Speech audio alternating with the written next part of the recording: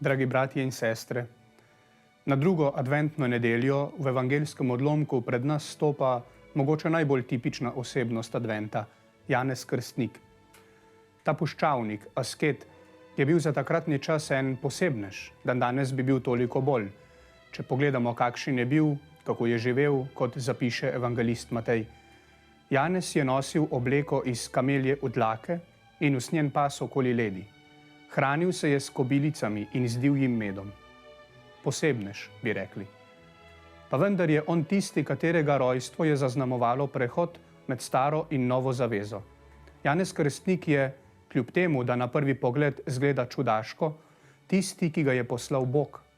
Apostol Janez namreč piše o njem. Bil je človek, ki ga je poslal Bog. Ime mu je bilo Janez.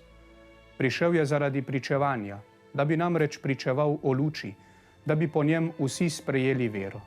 Ni bil on luč, ampak pričeval naj bi o luči. Resnična luč, ki razsvetljuje vsakega človeka, je prihajala na svet. Janez Krstnik je bil torej v Božjem načrtu, da pripravi ljudi na prihod Jezusa. Nekateri pisci prvih krščanskih stoletij Janeza Krstnika imenujejo prijatelj ženina, torej tisti, ki pred ženinovim prihodom vse organizira, pripravi, vse pokomandira, tudi s trdo roko in jasno, odločno besedo, zato, da bo vse pripravljeno za ženina, ki pride kmalu. Ko pa na sceno pride ženin, se ženinov prijatelj umakne, ker je diskreten, ker ve, kaj je bila njegova naloga in ne skače v ospredje. Vse to govori o osebnosti Janeza Krstnika, ki je tako globoka, tako lepa, tako pomembna. On, prijatelj, pripravi pot Jezusu, ki je ženin. Saj tudi Jezusu rečemo, da je ženin neveste, ki jo imenujemo cerkev. Tako nas ta evangeljski odlomek tudi uči, naj si iskreno prizadevamo, da osebno bolj spoznamo bližnjega in tako skušamo podirati predsodke in stereotipe, ki smo si jih mogoče zgradili na prvi pogled ali iz pripovedovanj drugih. Kakor bi lahko imeli o Janezu Krstniku čudno mnenje oziroma bi ga na prvi pogled poimenovali čudak in posebnež, ko ga spoznavamo in smo odprti za to, da vidimo, kaj nam ima pravzaprav povedati, ne glede na to, kakšen stopi pred nas, pa vidimo, da je res poslan od Boga. Janez Krstnik želi sporočiti bistvo. Spreobrnite se, spremenite, popravite svojo življenjsko pot, svoje slabe navade. Obrnite se od greha, zato, da bo vaša duša osvobojena zlega, da bo svetla, pripravljena sprejeti Jezusa. To pa je tudi zahtevno, čeprav vsakič, ko se spreobrnem, to je, ko se obrnem stran od greha, od napuha, od laži, doživim svobodo, odrešenje. In Janez Krstnik je zelo pritegnil.